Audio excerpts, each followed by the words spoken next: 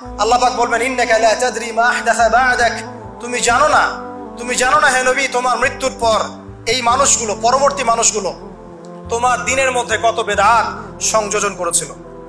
তিনি আরো বলেছিলেন, হে জনগণ জেনে রাখো, প্রত্যেক পরিবারের জন্য প্রতি বছর একটা করে পশু জবাই করার বিধান, প্রত্যেক পরিবারের জন্য, সামর্থ্যবান পরিবারের জন্য প্রত্যেক বছর একটা করে পশু জবাই করার বিধান রয়েছে।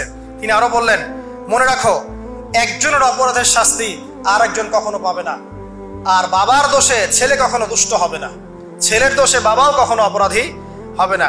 তিনি আরো বললেন, জেনে রাখো হে মানব জাতি, নিশ্চয়ই শয়তান এই বিষয় থেকে নিরাশ হয়ে গেছে যে তোমরা শয়তানের ইবাদত করবে। শয়তান নিরাশ হয়ে গেছে, কিন্তু শয়তান নিরাশ হয়নি একটা বিষয় থেকে, যে তোমরা একে অপরে হানাহানি, কাটাকাটি, ফিতনা, ফাসাদে ব্যস্ত থাকবে, যেমনটা এখন আমরা করছি।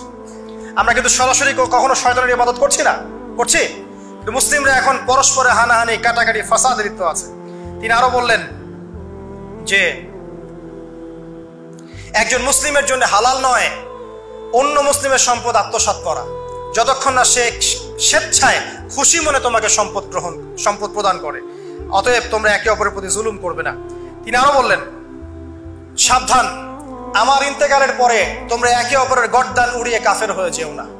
সাবধান, আমার ইন্তেকালের পর তোমরা একে অপরের গর্দান উড়িয়ে কাফের হয়ে যেও না। তিনি আরো বলেছেন, একজন মুসলিম আরেকজন মুসলিমকে গালি দিতে পারে না। যদি একজন মুসলিম আরেকজন মুসলিমকে গালি দেয়, এটা হচ্ছে ফাসিকি, এবং একজন মুসলিম যদি আরেকজন মুসলিমের সাথে যুদ্ধ করে, এটা হবে এক প্রকার কুফরি। তিনি আরো বলেছেন, হে জনগণ জেনে রাখো, আমার পরে কোনো নবী নেই, আর আমার পরে তোমরা ব্যতীত আর কোনো উম্মত নেই। এর চেয়ে স্পষ্ট কথা হতে পারে? আমার পরে কোনো নবী নেই আর আমার পরে তোমরা ছাড়া কোনো উম্মত নেই।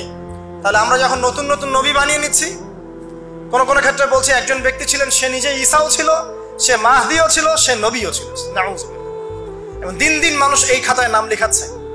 সুবহানাল্লাহ।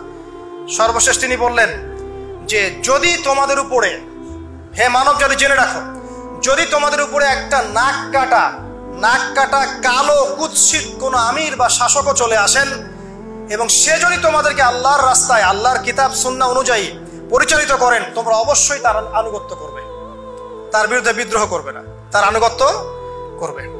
জেনে রাখো, শেষে তিনি বলেন, জেনে রাখো হে মানব জাতি, আজকে থেকে কুল্লুকুম মিন আদম, তোমরা সবাই আদম সন্তান, ওয়া আদামু মিন তুরাব, আর আদম হচ্ছে মাটির সন্তান।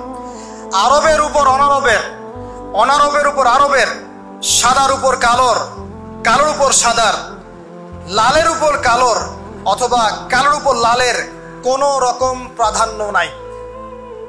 ইল্লা তাকওয়া, শুধু তাকওয়া ব্যতীত। যে ব্যক্তি বেশি মুত্তাকি, সে আল্লাহর কাছে বেশি মর্যাদার অধিকারী হবে ইনশাআল্লাহ তাআলা। সর্বশেষ তিনি আঙ্গুলটা উঁচু করলেন, নিজের শাহাদাত আঙ্গুলি উঁচু করে আকাশের দিকে তাকালেন, এরপর জনগণের দিকে তাকালেন, তাকিয়ে বললেন যে তোমাদের ব্যাপারে, হে জনগণ, তোমাদের ব্যাপারে আমাকে আল্লাহ জিজ্ঞাসা করবেন।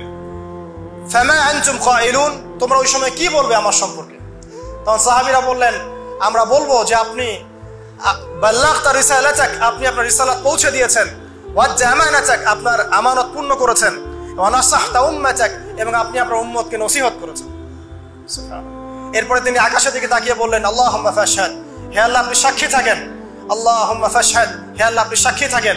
আল্লাহুম্মা ফাশহাদ, হে আল্লাহ আপনি সাক্ষী থাকেন যে আমি আমার দায়িত্ব পৌঁছে দিয়েছি। এরপরে নাজিল হলো আল ইয়াউমা আকমালতু লাকুম দীনাকুম ওয়া আতমামতু আলাইকুম নি'মাতি ওয়া রাদিতু লাকুমুল ইসলাম দীনান।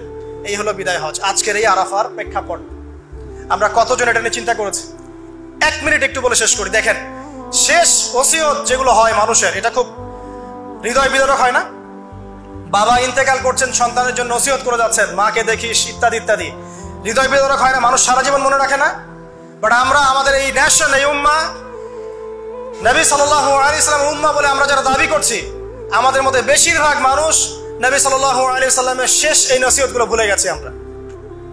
নসিহতগুলোর মধ্যে সবচেয়ে ইম্পর্টেন্ট ছিল শিরক থেকে দূরে থাকা, সুদ থেকে দূরে থাকা, মুসলিম ভেদাভেদ না করা, শাসকের কল্যাণ কামনা করা, বিদ্রোহ না করে শাসককে উত্তম নসিহত করা।